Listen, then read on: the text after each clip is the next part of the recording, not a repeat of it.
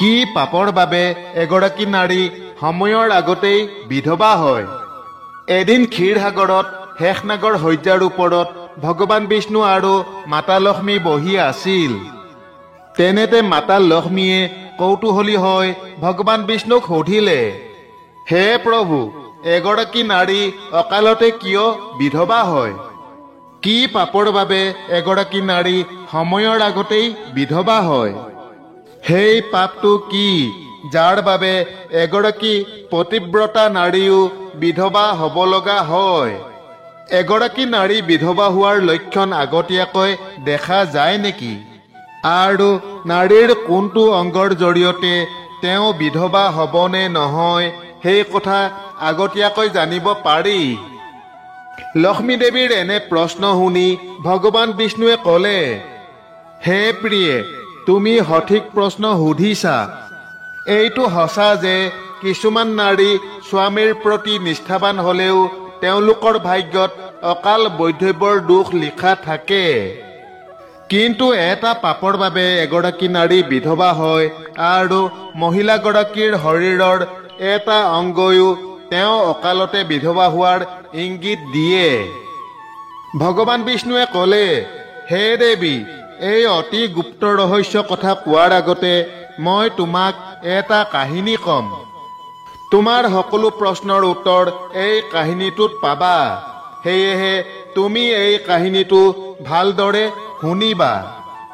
তাৰ পাছত ভগৱান বিষ্ণুৱে মাতা লক্ষ্মীৰ আগত এটা অতি সুন্দৰ কাহিনী বৰ্ণনা কৰিছিল। এই কাহিনীৰ জৰিয়তে ঈশ্বৰে সকলো মানৱ জাতিৰ কল্যাণৰ বাবে অতি গুৰুত্বপূৰ্ণ শিক্ষা প্ৰদান কৰিছে। আহকচোন ভগৱান বিষ্ণুৰ সেই কাহিনীটো আমিও এবাৰ শুনো।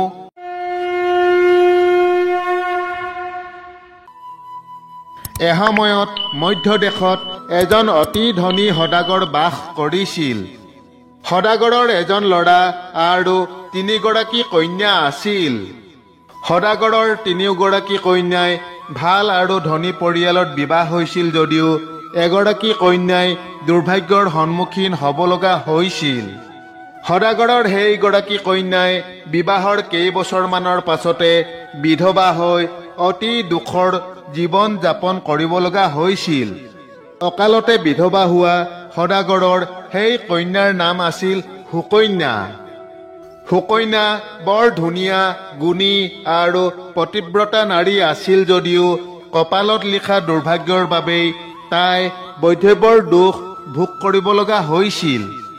সুকন্যাৰ সুন্দৰ ৰূপ আৰু পিতাকৰ ধন সম্পত্তি দেখিয়েই সুকন্যাৰ স্বামীয়ে তাইৰ লগত বিবাহ কৰিছিল। আৰু সুকন্যাৰ দুৰ্ভাগ্যৰ বাবেই স্বামীয়ে অকালতে মৰিব লগা হৈছিল। সৰুৰে পৰাই সুকন্যাৰ শৰীৰৰ অংগত বিধৱা হোৱাৰ চিহ্ন দেখা গৈছিল যদিও সেই কথাত কোনোৱে গুৰুত্ব দিয়া নাছিল। পূৰ্বজন্মৰ পাপ কৰ্মৰ বাবেই এই জন্মত সুকন্যা অকালতে বিধৱা হ'ব লগা হৈছিল। ভগৱান বিষ্ণুৱে ক'লে, হে দেৱী, এতিয়া মই তোমাক সুকন্যাৰ পূৰ্বজন্মৰ কাহিনী ক'ম। এই কাহিনী ভালদৰে শুনিবা। পূৰ্বজন্মৰ সুকন্যাৰ জন্ম এজন ব্ৰাহ্মণৰ ঘৰত হৈছিল আৰু তেতিয়া তাইৰ নাম আছিল কলাৱতী। কলাৱতীৰ পিতৃ সেই ব্ৰাহ্মণজন ৰজাৰ অতি প্ৰিয় আছিল, যাৰ বাবে ব্ৰাহ্মণৰ ঘৰ ধনে ধানে ভৰি আছিল আৰু তেওঁৰ বহু ধন সম্পত্তি আছিল, যাৰ বাবে ব্ৰাহ্মণজন অতি অহংকাৰী হৈ পৰিছিল। সেই ব্ৰাহ্মণে নিজৰ কন্যা কলাৱতীক বৰ ভাল পাইছিল, কিয়নো কলাৱতী তেওঁৰ একমাত্ৰ সন্তান আছিল। কলাৱতী বৰ ধুনীয়া আছিল আৰু নিজৰ সৌন্দৰ্যক লৈ তাই বহুত গৌৰৱ কৰিছিল। পিতাকৰ পৰা অত্যধিক মৰম পাই তাই সম্পূৰ্ণৰূপে নষ্ট হৈ পৰিছিল। পিতাকে কলাৱতীৰ প্ৰতিটো ইচ্ছা পূৰণ কৰিছিল আৰু তাইক কেতিয়াও একো অভাৱৰ সন্মুখীন হ'বলৈ দিয়া নাছিল। সেয়েহে কলাৱতীয়ে জীৱনত কেতিয়াও দুখ দেখা নাছিল। কলাৱতী যেতিয়া ডাঙৰ হৈ আহিল তেতিয়া পিতাকে তাইৰ বিবাহ কৰাবলৈ চিন্তা কৰিলে, কিন্তু কলাৱতীৰ এটা চৰ্ত আছিল যে যিয়েই তাইক বিবাহ কৰাব তেওঁ তাইৰ লগত পিতৃৰ ঘৰতে থাকিব, অৰ্থাৎ ঘৰ জোৱাই হ'ব লাগিব। ব্ৰাহ্মণে মৰমৰ কন্যাৰ কথাত সন্মতি দি সকলো আত্মীয়ক এই কথা ক'লে আৰু এই খবৰ চৌদিশে বিয়পি পৰিল। বহু বিদ্বান আৰু জ্ঞানী পণ্ডিত কলাৱতীৰ ঘৰলৈ তাইক চাবলৈ আহিছিল যদিও কলাৱতীয়ে কাকো পচন্দ নকৰিলে। কলাৱতীয়ে বহু বিদ্বান ব্ৰাহ্মণক অপমান কৰি ঘৰৰ পৰা খেদি পঠাইছিল। তেনেতে এদিন এজন অতি সুদৰ্শন ব্ৰাহ্মণ ভিক্ষা বিচাৰি কলাৱতীৰ ঘৰলৈ আহিল। সেই সুদৰ্শন ব্ৰাহ্মণক দেখি কলাৱতী তেওঁৰ প্ৰতি আকৰ্ষিত হৈ পৰিল আৰু পিতাকক ক'বলৈ ধৰিলে যে তাই এই ভিক্ষাৰী ব্ৰাহ্মণক বিবাহ কৰাব বিচাৰে। জীয়েকৰ কথা শুনি পিতৃয়েও সন্মতি জনাই ভিক্ষাৰী ব্ৰাহ্মণক কলাৱতীক বিবাহ কৰাবলৈ ক'লে। এই কথা শুনি ভিক্ষাৰী ব্ৰাহ্মণেও বিবাহ কৰিবলৈ সন্মত হ'ল আৰু তাৰ পাছত কলাৱতী আৰু সেই ভিক্ষাৰী ব্ৰাহ্মণৰ বিবাহ হৈছিল।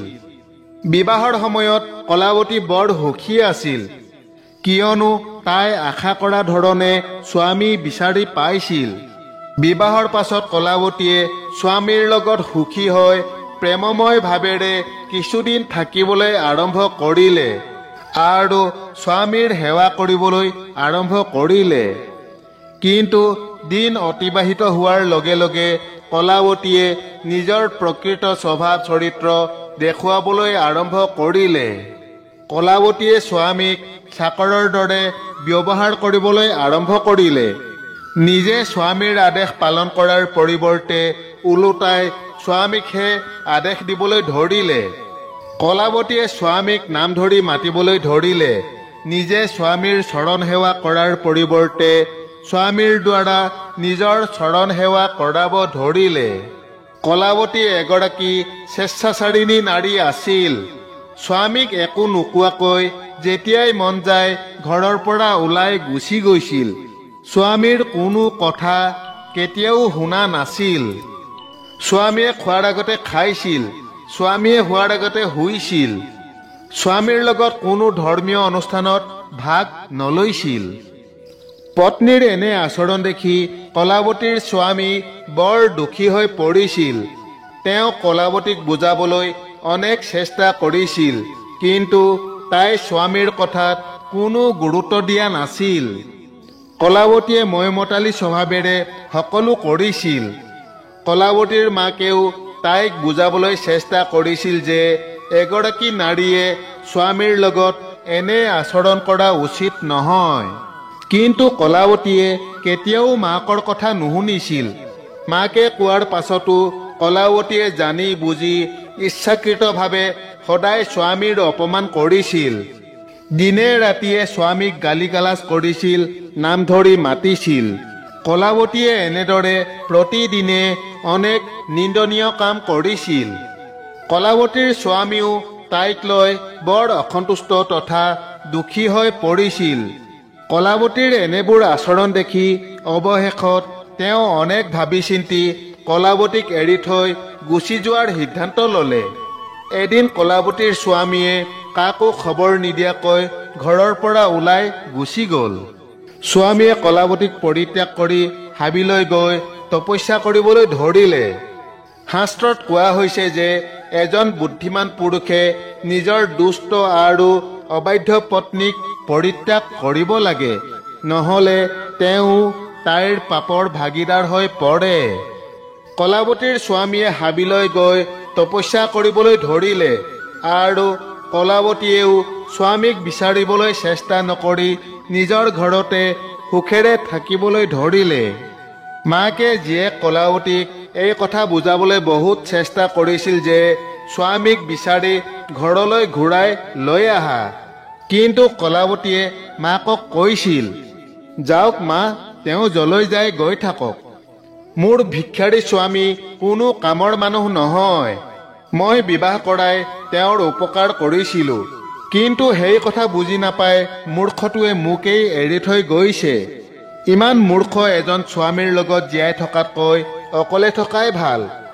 মই ইমান ধুনীয়া যে যিকোনো পুৰুষে মোক বিবাহ কৰাব। কলাৱতীৰ পৰা এনেধৰণৰ কথা শুনি মাকৰ মন দুখেৰে ভৰি পৰিছিল। আনফালে কলাৱতীৰ স্বামীয়ে ধ্যানত মগ্ন হৈ তপস্যা কৰিবলৈ আৰম্ভ কৰিলে আৰু সাংসাৰিক বন্ধনৰ পৰা মুক্ত হৈ ঈশ্বৰ ভক্তিত নিমজ্জিত হৈ পৰিল। তাৰ কিছুদিনৰ পাছত কলাৱতীৰ পিতাকৰ লগত এক অশুভ ঘটনা সংঘটিত হ'ল। ৰাজপ্ৰাসাদত চুৰি কৰোঁতে এজন সৈনিকে তেওঁক ধৰি ৰজাক এই বিষয়ে অৱগত কৰিলে। ৰজাই ব্ৰাহ্মণৰ ওপৰত ক্ৰোধিত হৈ তেওঁৰ সকলো ধন সম্পত্তি কাঢ়ি লৈ ব্ৰাহ্মণক কাৰাগাৰত ভৰাই থলে। ৰজাই সকলো কাঢ়ি নিয়াৰ বাবে কলাৱতী বৰ দুখীয়া হৈ পৰিল। ঘৰত খাবলৈ চাউল পাতো নোহোৱা হ'ল। কলাৱতীৰ পিতাক কাৰাগাৰত আছিল, সেয়ে কলাৱতী আৰু তাইৰ মাকে ঘৰৰ সকলো কাম কৰিব লগা হৈছিল। পিতাকে আদৰ যত্ন কৰি ৰখা ছোৱালীজনীয়ে এতিয়া উপায়হীন হৈ মাকৰ লগত আনৰ ঘৰলৈ কাম কৰিবলৈ যাবলৈ ধৰিলে। এতিয়া কলাৱতীয়ে নিসংগতা অনুভৱ কৰিবলৈ ধৰিলে। ঘৰত কোনো পুৰুষ নাছিল, সেয়েহে তাইক ৰক্ষা কৰিবলৈও কোনো নাছিল। এতিয়া কলাৱতীৰ স্বামীলৈ মনত পৰিব ধৰিলে, কিন্তু কলাৱতীৰ স্বামী সন্যাসী হৈ হাবিত বাস কৰি আছিল। তাৰ পাছত এদিন কলাৱতীয়ে স্বামীক বিচাৰি হাবিলৈ গুচি গ'ল। কলাৱতীয়ে স্বামীক বিচাৰি হাবিৰ সকলো ঠাইতে ঘূৰি ফুৰিবলৈ ধৰিলে, কিন্তু তাই স্বামীক কতো বিচাৰি নাপালে।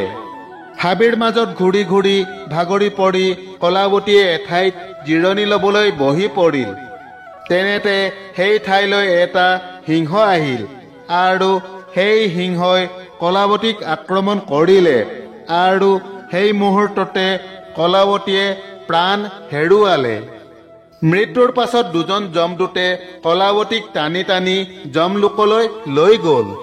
যমলোকত যেতিয়া কলাৱতীক যমৰাজৰ সন্মুখত হাজিৰ কৰোৱা হ'ল, তেতিয়া পাপ পুণ্যৰ বিচাৰ কৰি যমৰাজে ক'বলৈ ধৰিলে, এইজনী বৰ পাপী নাৰী। তাই কেতিয়াও স্বামীক সন্মান কৰা নাছিল, বাৰে বাৰে স্বামীক অপমান কৰিছিল। তাই স্বামীক নামেৰে মাতিছিল আৰু স্বামীক চাকৰৰ দৰে ব্যৱহাৰ কৰিছিল। এনে দুষ্ট নাৰীক নৰকলৈ পঠাব লাগে। যমৰাজৰ সিদ্ধান্তৰ পাছত কলাৱতীক নৰকলৈ পঠিওৱা হ'ল। বহু বছৰ ধৰি নৰকত শাস্তি ভোগ কৰাৰ পাছত পূৰ্বজন্মৰ পাপকৰ্মৰ প্ৰায়শ্চিত্তৰ বাবে কলাৱতীয়ে পুনৰ মানৱ জন্ম পালে। কলাৱতীয়ে কৰা পাপৰ কাৰণে এই জন্মত সুকন্যাৰ শৰীৰত বৈধব্যৰ লক্ষণ দেখা গৈছিল। ভগৱান বিষ্ণুৱে ক'লে, হে দেৱী, এতিয়া সেই চিহ্নবোৰৰ বিষয়ে কওঁ। যি নাৰীৰ শৰীৰত এনে চিহ্ন দেখা যায় তেওঁ অকালতে বিধৱা হয়। ভগৱান বিষ্ণুৱে ক'লে, হে দেৱী, মধ্যমায়া তু দীৰ্ঘায়া ভাৰ্যা হাত নিৰ্বি নিৰ্দেশক অনামিকা ৰচোৱা ভাৱেতস্য তদ্বিদ্যা পৰিত্যজ্ঞম বিধৱা বিপুলে নস্যাৎ সম্পাসানী শোভা নাৰী পৃথপাৰ্চিনী সুদুৰ্ভাগা। এই শ্লোকত ভগৱান বিষ্ণুৱে এগৰাকী বিধৱাৰ বৈশিষ্ট্য বৰ্ণনা কৰি কৈছে, যদি কোনো নাৰীৰ ভৰি ঘামমুক্ত হয়, ভৰিত হীৰা দেখা নাযায় আৰু ভৰি মসৃণ আৰু কোমল হয়, তেন্তে সেই নাৰীগৰাকীয়ে সুখ ভোগ কৰিব লগা তথা ধন সম্পত্তিৰ অধিকাৰিণী হয়। নাৰীৰ ভৰিৰ বুঢ়া আঙুলিটো যদি ঘূৰণীয়া আৰু মাংসল হয়, তেন্তে সেই নাৰী পতিব্ৰতা আৰু ধন সম্পত্তিৰ অধিকাৰিণী হয়। যদি নাৰীৰ ভৰিৰ বুঢ়া আঙুলিত হীৰা দেখা যায়, তেন্তে সেই নাৰী দুৰ্ভগীয়া তথা ব্যভিচাৰিণী হয়। অতি সৰু বুঢ়া আঙুলিযুক্ত মহিলা এগৰাকী অশান্তি সৃষ্টিকাৰী হয় আৰু দুখ কষ্ট ভোগ কৰে। যদি বুঢ়া আঙুলিটো চেপেটা হয়, তেন্তে তেনে মহিলাৰ গৰ্ভধাৰণৰ ক্ষমতা দুৰ্বল হয়। যদি কোনো নাৰীৰ ভৰিৰ তৰ্জনী আঙুলিটো বুঢ়া আঙুলিতকৈ ডাঙৰ হয় তেন্তে তাই এগৰাকী কামবিহ্বল অৰ্থাৎ বহু পুৰুষৰ সৈতে সম্পৰ্ক থকা নাৰী হয়। যদি কোনো মহিলাৰ ভৰিৰ আঙুলিবোৰ চিধা আৰু গোল হয়, নখ পাতল আৰু চুটি হয়, আঙুলিবোৰ একেলগে ইটোৱে সিটোৰ লগত লাগি থাকে, তেন্তে তাই ঐশ্বৰ্যশালিনী হয় আৰু শহুৰেকৰ ঘৰত সুখ উপভোগ কৰে। যদি কোনো মহিলাৰ ভৰিৰ আঙুলি খুব ডাঙৰ আৰু আগফালৰ পৰা ঘূৰণীয়া হয়, নখ একা বেকা হয়, ভৰিৰ বুঢ়া আঙুলিত হীৰা দেখা যায়, তেন্তে সেই মহিলাগৰাকী বিধৱা হোৱাৰ সম্ভাৱনা থাকে।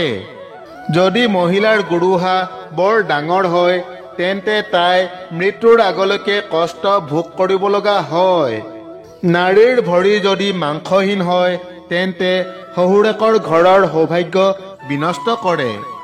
যদি এগৰাকী মহিলাৰ বুঢ়া আঙুলিটো ভৰিৰ বাকী আঙুলিতকৈ বহু সৰু হয় তেন্তে তেওঁ কাজিয়া কৰি ঘৰৰ পৰিৱেশ অসহ্যকৰ কৰি তোলাৰ সম্ভাৱনা থাকে। যদি কোনো নাৰীৰ ভৰিৰ মধ্যমা আঙুলিটো বেছি দীঘল হয় তেন্তে সেই নাৰী বিবাহৰ বাবে অযোগ্য। যি নাৰীয়ে ভৰিৰে ধপধপাই শব্দ কৰি খোজকাঢ়ি ফুৰে তেনে নাৰী স্বামীৰ ধ্বংসকাৰী হয়। ভগৱান বিষ্ণুৱে ক'লে, হে দেৱী, এই লক্ষণসমূহৰ বাবেই সুকন্যা অকালতে বিধৱা হৈছিল। পূৰ্বজন্মৰ কৰ্মৰ বাবে এগৰাকী মহিলা বিধৱা হোৱাৰ সম্ভাৱনা থাকে। স্বামীক অপমান কৰা, নাম ধৰি মতা, স্বামীৰ আগতে ভোজন কৰা মহিলা নিশ্চিতভাৱে অকালতে বিধৱা হয়। এগৰাকী পতিব্ৰতা নাৰীয়ে কেতিয়াও স্বামীক অপমান নকৰে, স্বামীক কেতিয়াও নামেৰে মাতিব নোৱাৰে, সদায় স্বামীৰ প্ৰতি আনুগত্যশীল হৈ থাকে আৰু স্বামীৰ ইচ্ছাক অনুসৰণ কৰি চলে। সেই নাৰীগৰাকীয়ে কেতিয়াও দুৰ্ভাগ্যৰ সন্মুখীন নহয় আৰু মৃত্যুৰ পাছত মোৰ এই বৈকুণ্ঠ লোক লাভ কৰে। বান্ধৱসকল, এইদৰে ভগৱান বিষ্ণুৱে লক্ষ্মী দেৱীৰ আগত নাৰী অকালতে বিধৱা হোৱাৰ কাৰণ সম্পৰ্কে এটা অতি গুৰুত্বপূৰ্ণ কাহিনী বৰ্ণনা কৰি কৈছিল। আগলৈ অন্য এক নতুন কথাৰ সৈতে পুনৰ লগ পোৱা আশাৰে তথা আপোনালোক সকলোৰে কুশল কামনাৰে আজিলৈ সামৰিছো। জয় শ্ৰীকৃষ্ণ।